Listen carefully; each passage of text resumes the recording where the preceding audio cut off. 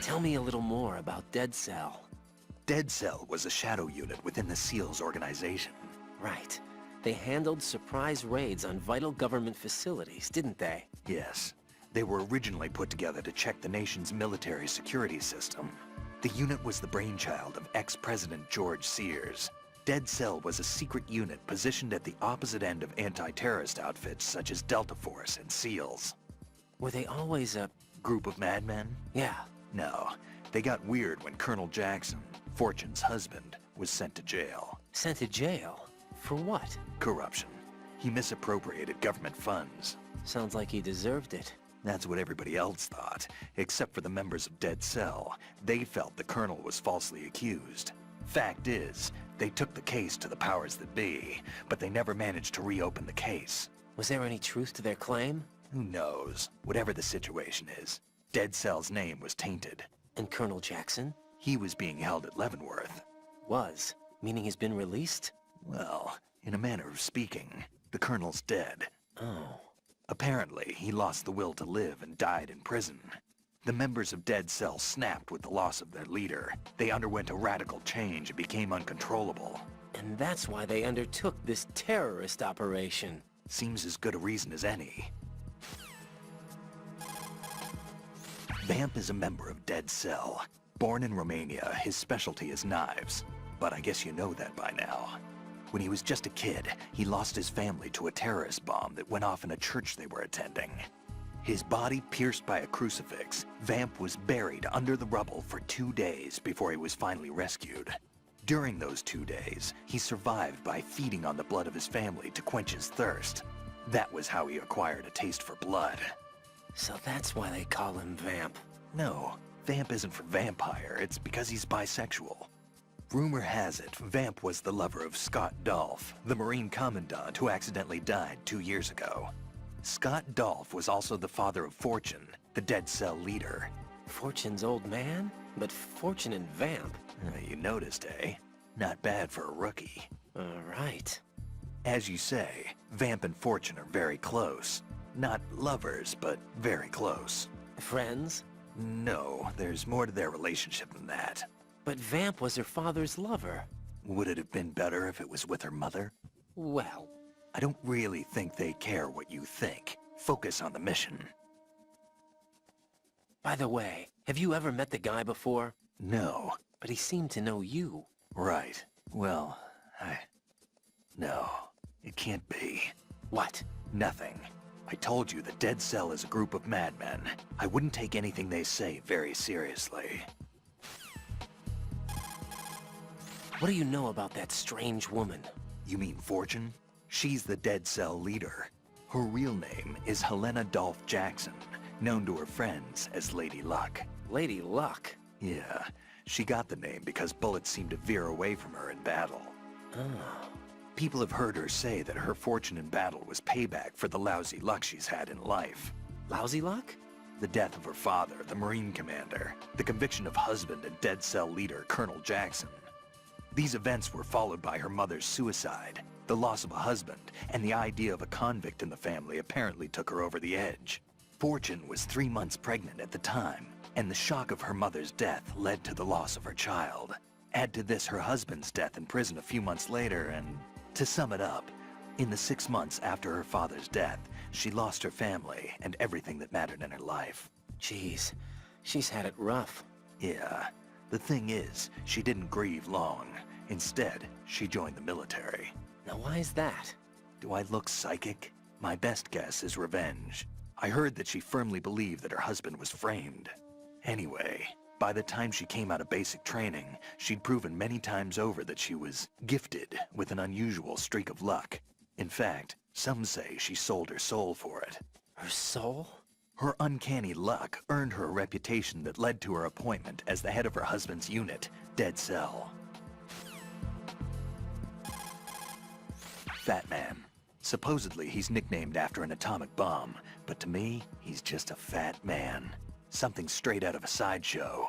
If he even has a bit of spare time, he spends it disassembling and assembling his Glock over and over again. He can't stand to have his hands still. He's extremely vain about his hands, keeps his fingers as slender and soft as a woman's. They say he's always looking at his hands, giving himself manicures. Pliskin, what do you know about Stillman? He's a bomb disposal expert. Probably the best in the world. What else? What do you mean? Like why he retired? Are you here to gossip? No. Then get back to work defusing those C4s. If there's something you need to know about Stillman, go ask him yourself.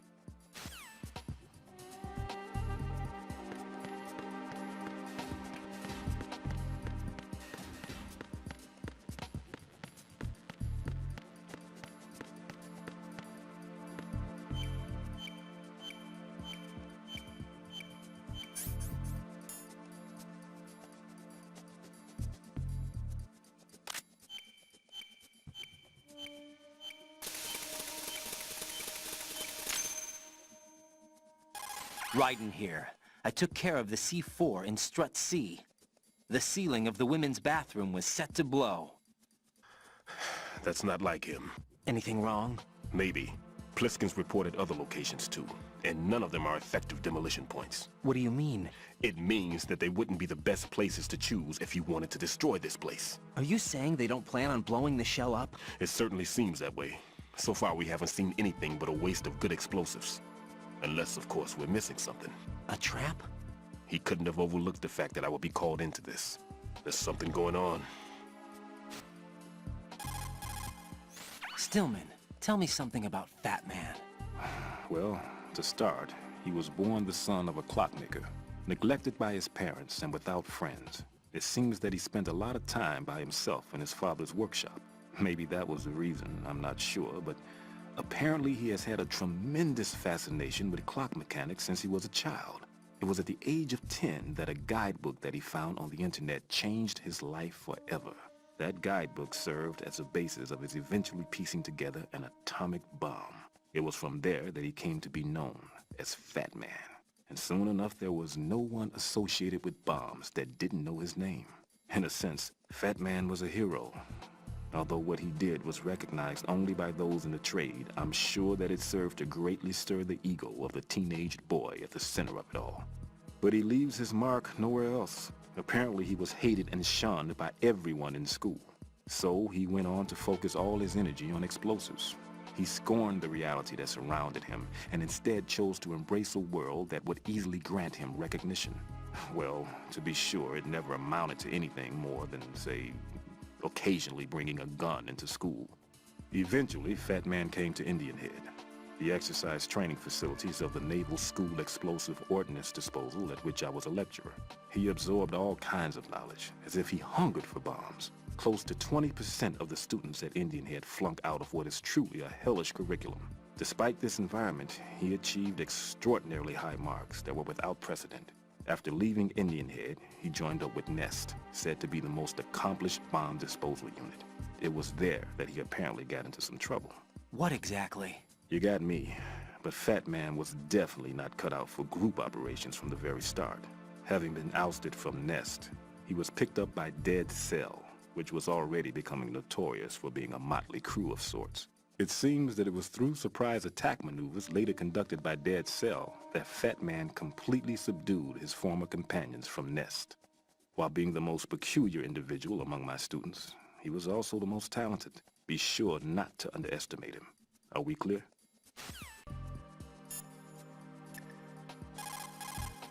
What can I do for you, Jack?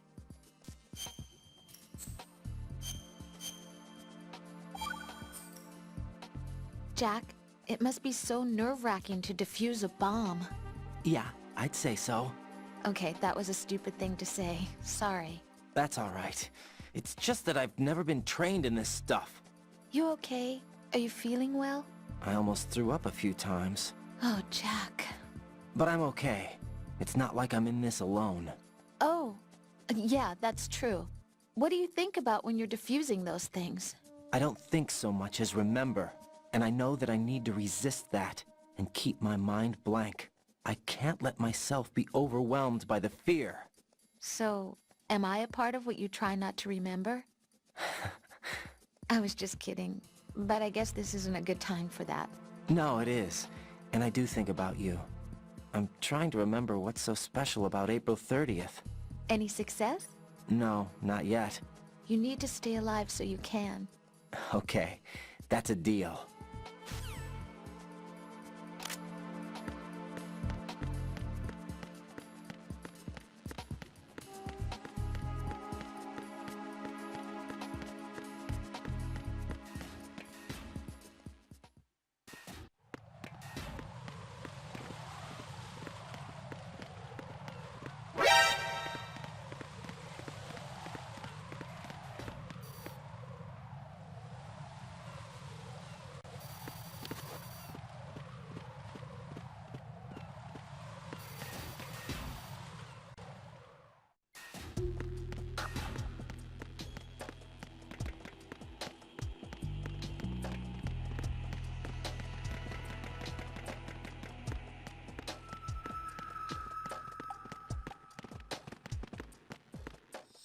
Nothing here.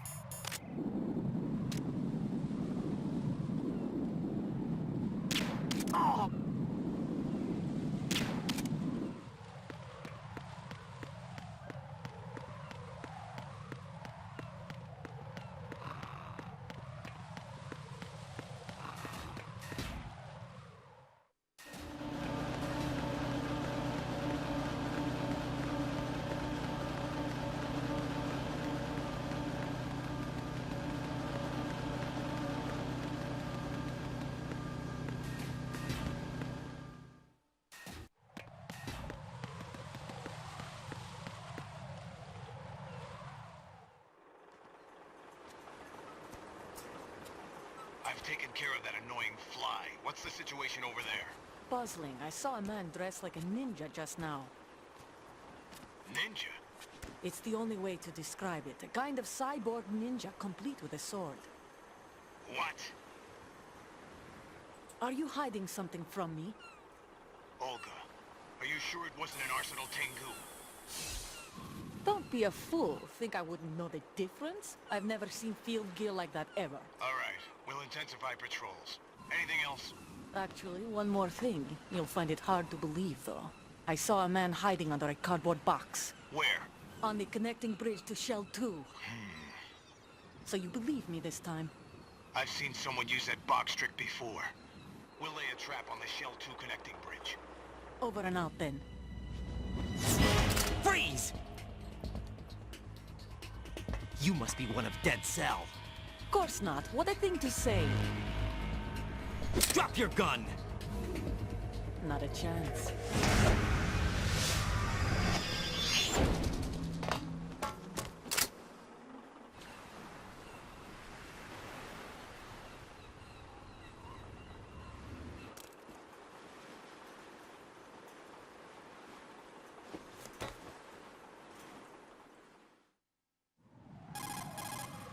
I saw a female soldier. Russian. Must be Olga Gurlukovich. How do you know? Unlike you, I've been briefed. She's not a Dead Cell? No, she commands a Russian private army. They must be the ones patrolling the Big Shell. That's right. She's led the group ever since her old man, Colonel Gurlukovich, died. Watch yourself with her. She's a tough one. Raiden, don't ever turn your back on that Olga woman. Olga Gurlukovich, daughter of Colonel Sergei Gurlukovich, ex-GRU and former Spetsnaz commander. She's the leader of Colonel Gurlukovich's private army that's been wandering around the Big Shell. Those men were gathered by Colonel Gerlukovich. Following his death, she inherited his command and now exercises full control. Her father's name was widely respected throughout the old Soviet regime, and he was the goal of just about every military man. Why would a respected soldier become a leader of those cutthroats? The collapse of the Republic resulted in a lot of unemployed soldiers. Most found themselves suddenly cast out into the civilian world, hopelessly lost. The colonel took these men in. He organized a mercenary army and led his men from battle to battle in various disputed regions around the world, hoping that one day he would rebuild his homeland. Rumor has it that during the Shadow Moses incident, he planned a rendezvous with Liquid Snake's men and assist in their uprising. I assume that the revolt figured into his reconstruction plans for the Soviet regime. I also heard that Ocelot, Liquid's right-hand man, was an old friend of the colonel's back in the old days of the Soviet Union. In any case, Olga inherited her father's military genius and has become a force to be reckoned with. She was born and raised on the battlefield, and she's as tough as she looks. Not my ideal choice for a date. You sound like you've met her. No, I haven't had the pleasure. Just remember what I said. Don't turn your back on her. Colonel, do you really think they'll blow up the big shell? It's highly possible. We'll have to listen to their demands in full. They are pros. They won't hesitate to take the upper hand if they see an opening. Do you plan on meeting their demands? Absolutely not. You're the only person I can depend on. You must remove the explosives quickly. If the big shell explodes, massive quantities of chlorinated chemicals used in killing marine bacteria will go up in flames along with the crude oil. If that happens, expect a large amount of harmful chemical substances, including dioxins, to be released into the atmosphere. Dioxins are common nomenclature for polychlorinated dibenzodioxin and polychlorinated dibenzofuran. They are organic chloride compounds that are highly acute and toxic, and are powerful chemicals that can cause cancer, genetic disorders, and birth defects. On top of that, they do not decompose easily, nor dissolve in water, making it easy for them to accumulate within the bodies of living organisms. The environmental impact on the bay and coastal area ecosystem would be unfathomable. Environmental restoration would likely require several generations. That is why we cannot allow them to blow up the big shell. Raiden, you must disarm the C4.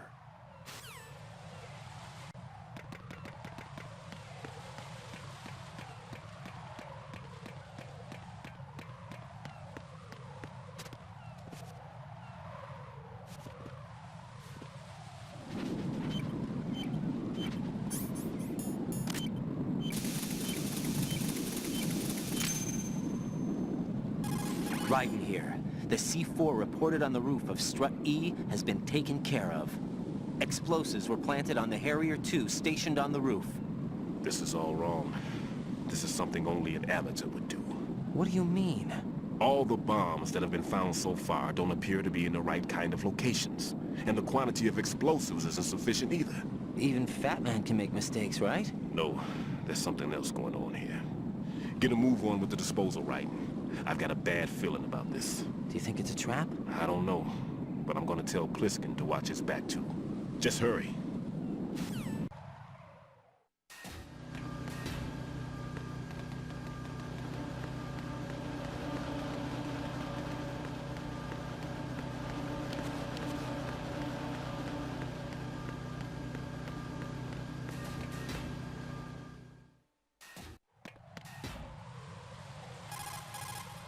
Jack, is that you?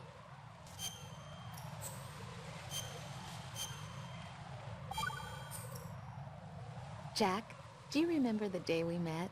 I'm kind of busy right now, Rose. You're right, sorry. I do remember. It was right after I transferred to New York. There are all these tourists around you in front of the Federal Hall. A group of middle-aged Japanese ladies came up and asked me which building it was that King Kong was climbing in the movie. I said it was probably the Chrysler Building, and then you showed up and started mouthing off. You were like, no, it's the Empire State. I said the Chrysler Building was in Godzilla. We started arguing, and I forgot all about the tourists. I was insisting that I was right, and you were doing the same. The next thing we knew, the Japanese women had gone away, and we ended up going to the Skyscraper Museum to see who had the better recall. We argued all the way to Battery Park, And for nothing. since the museum was closed. We went our separate ways from the museum. And then I found you again by coincidence out in the base corridor. An amazing coincidence that we were actually working at the same place. That night we went up to the top of the Empire State. It was so beautiful.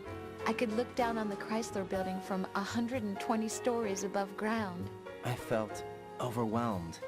I didn't care anymore who was right. And that was our first date. We watched King Kong in your apartment a bunch of times that night. Didn't sleep till morning. If it weren't for that coincidence, we wouldn't be together. I know. I'm sorry, Jack. I'm taking up your time again. What? Take care.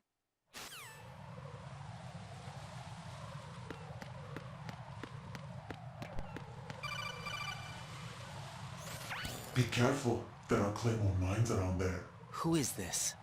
Stealth-equipped Claymore mines, invisible to the naked eye. Use the mine detector.